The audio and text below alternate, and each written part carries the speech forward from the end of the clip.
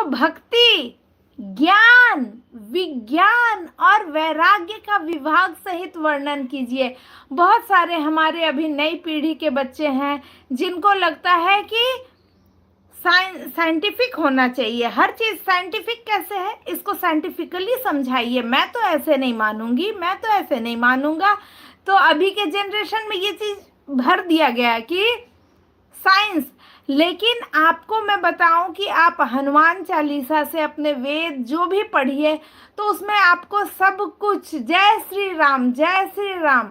यहाँ पे विज्ञान जो है ये हर जगह भरा है। और आज आप जो देख रहे हैं कि नासा है और जो भी साइंस की चीजें हो रही हैं वो हमारे ऋषि मुनि अभी से हजारों साल पहले बस वो अपनी गणना अपने ज्ञान से बता देते थे। और आज के समय में आप जब चेक करेंगे तो सब कुछ साइंटिफिकली फिट बैठता है।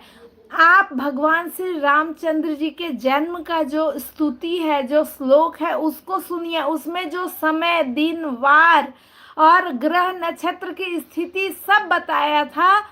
और वही एग्जैक्ट अभी जब साइंस के लोग, साइंटिस्ट लोग उसको चेक किए तो पता चला कि वो बिल्कुल सटीक है।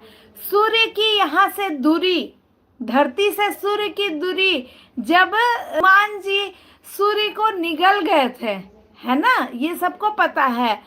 तो उसमें जो दोहा है उसमें एक एक चीज, कितना मील, कितना क्या है, सब दूरी पूरा अच्छे से उस पे जय श्री राम, जय विज्ञान से भी भरा है। तो माता पार्वती को भी जानना है कि भक्ति, ज्ञान, विज्ञान और वैराग्य। वैराग्य क्या होता है? वैराग्य का मतलब कि किसी चीज से हमको मतलब नहीं है, सिर्फ अपने भगवान से मतलब है ना। तो वैराग्य का विभाग सहित वर्णन कीजिए। ये सारा क्या हो गया? डिपार्टमेंट हो गया। जैसे स्कूल कॉलेज में होता है ना, डिपार्टमेंट होता है, botany department, zoology department, chemistry department. तो इस तरीके से यहाँ पे जो हमारे शास्त्र हैं उसमें भी जो है ना, यहाँ अलग अलग डिपार्टमेंट है।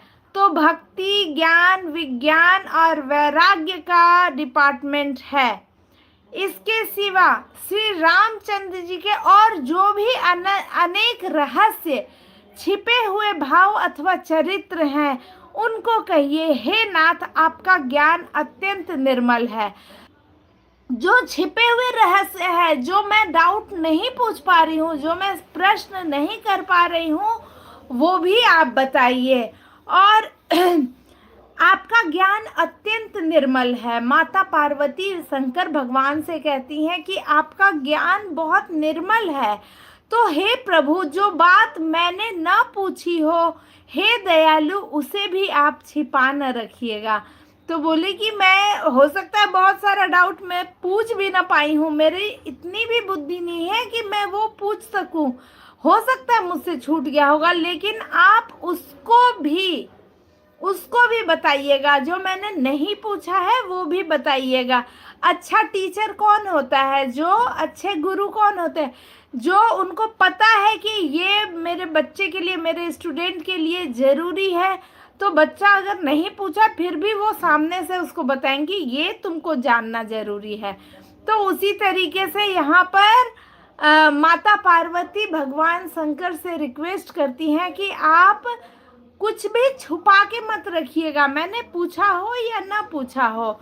वेदों ने आपको तीनों लोगों का गुरु कहा है।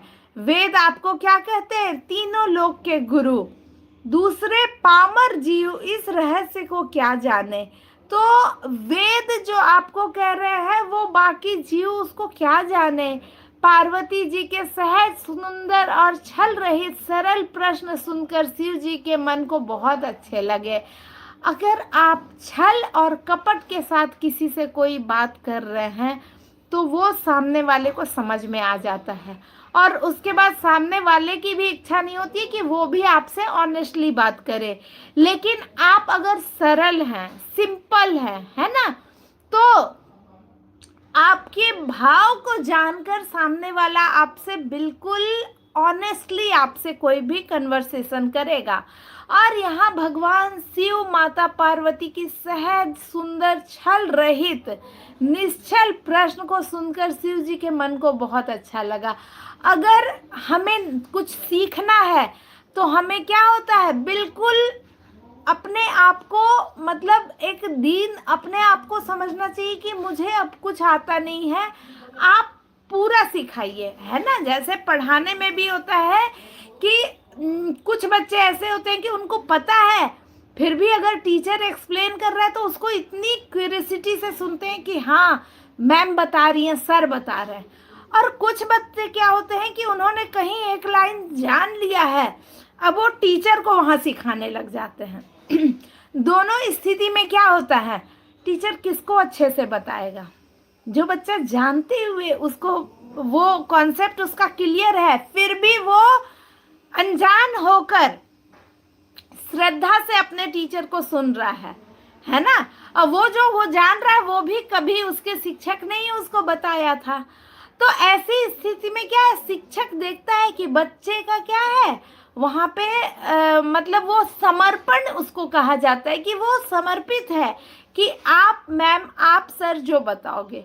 तो यहाँ पर जो माता पार्वती है वो भगवान शंकर को अपने गुरु के रूप में मानकर, और बिल्कुल ऐसा नहीं है जगदम्बा जगत की जननी है, क्या वो कम बुद्धिमान है, क्या उनको ज्ञान नहीं है, लेकिन वो बिल्कुल अपने आप को समर्पित करके और ये छोड़ देती है भगवान शिव पे कि आप बिल्कुल शुरू से मुझे डिटेल में बताइए, सब कुछ बताइए, मुझे कुछ नहीं आता है, ऐसा वो भाव कर रही है, जबकि वो तो खुद जगजननी है।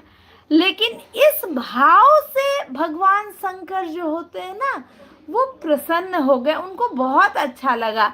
अगर आप में ना किसी चीज़ का अहम आ जाए, घमंड आ जाए, तो उससे क्या होता है कि वो आपके लिए हितकर नहीं है। लेकिन अगर आप किसी जगह दीन बन के, मतलब आप समर्पित होके अपने से बड़े के सामने वहाँ रहते हैं, तो उनको वो चीज़ बहुत अच्छा लगता है कि तुम ऐसे, हम किस पानी में हैं ये सबको पता है, मुझे भी पता है, मेरे गुरु को भी पता है, लेकिन हम अपने आप को हम न दिखाएं, वहाँ अहम के साथ न दिखाएं। यही हमारी क्वालिटी होनी चाहिए अगर हमें कुछ सीखना है, कुछ जानना है, कुछ ग्रहण करना है। तो यहाँ श्री महादेव जी के हृदय में सारे रामचरित्र आ गए, प्रेम के मारे उनका शरीर पुलकित हो गया और नेत्रों में जल भर आया। श्री रघुनाथ जी का रूप उनके हृदय में आ गया, जिससे स्वयं परमानंद शिव जी ने अपार सुख पाया। और यहाँ पे अगर आप, बोला जाता है ना, जैसे कि अगर कोई शिक्षक, कोई गुरु बता रहा है आपको, तो उसको भी वो उसमें वो भी डूब जाता है थोड़ी देर के लिए। तो यहाँ महादेव जी भी जैसे सुने कि माता पार्वती की वाणी सुने, तो उनके हृदय में सारे रामचरित्र आ गए और प्रेम के मारे उनका शरीर पुलकित हो गया और नेत्रों में जल भर आया। श्री रघुनाथ जी का रूप उनके हृदय में आ गया, जिसमें स्वयं परमानंद शिव जी ने अपार सुख पाया और भगवान राम का पूरा चरित्र उनके हृदय में आ गया, जिससे उन्होंने स्वयं परमानंद शिव जी ने अपार सुख पाया। भगवान शिव को सुख पहुंचाने वाला काम किया माता ने। शिव जी 2 घड़ी तक ध्यान के रस में, आनंद में डूबे रहे। अगर आप एक गाना भी सुन रहे हो, जिसको गाना पसंद है गाना, जिसको भजन पसंद है भजन, आप वो सुन रहे हो, तो क्या होता है, उस समय हम उसमें खो जाते हैं। तो उसी तरह से यहाँ पे राम जी के चरित्र की बात हो रही है, तो शिव जी 2 घड़ी तक ध्यान के रस आनंद में डूबे रहे, वो एकदम ध्यान मग्न हो गए। फिर उन्होंने मन को बाहर खींचा और तब वे प्रसन्न होकर श्री रघुनाथ जी का चरित्र का वर्णन करने लगे और वो उसमें डूबे, तो उनको इच्छा नहीं हो रही थी कि उससे बाहर निकले, उनको बहुत आनंद मिल रहा था, लेकिन वो अपने आप को बाहर खींचे क्योंकि उनके ऊपर एक रिस्पॉन्सिबिलिटी थी कि माता पार्वती ने जो पूछा है वो उनको बताया जाए। देखिए, कुछ इंग्लिश के वर्ड मैं इसलिए यूज करती हूँ कि अभी के बच्चे जेनजी जो है वो उस चीज को समझ सके। नहीं तो मैं पूरे शुद्ध हिंदी में बोलने की कोशिश करूँ तो मैं बोल पाऊंगी, लेकिन बच्चों को जो समझ में आए इसलिए बहुत सारे जगह पे इंग्लिश के वर्ड का यूज़ करना मुझे लगता है कि वो ज़्यादा हेल्पफुल होगा, इसलिए मैं वो सारे शब्द का यूज़ करती हूँ। आप लोगों को अगर थोड़ा भी अदरवाइज फील हो, कुछ भी वैसा बुरा लगे तो मैं क्षमा प्रार्थी हूँ। तो उन्होंने मन को बाहर खींचा और तब वे प्रसन्न होकर श्री रघुनाथ जी का चरित्र वर्णन करने लगे। तो वो क्या किया, अपने मन को कंट्रोल किए और उसको बोले कि नहीं, अभी ध्यान में मग्न होने का, अभी इस रस में मग्न होने का समय नहीं है। माता जगदम्बा सामने बैठी हैं, उनके वाम अंग में बैठी हैं और वो इंतजार कर रही हैं कि राम जी का चरित्र सुनाए। तो प्रसन्न होकर श्री रघुनाथ जी का चरित्र वर्णन करने लगे। अब आपसे मैं एक एग्जाम्पल देती हूँ।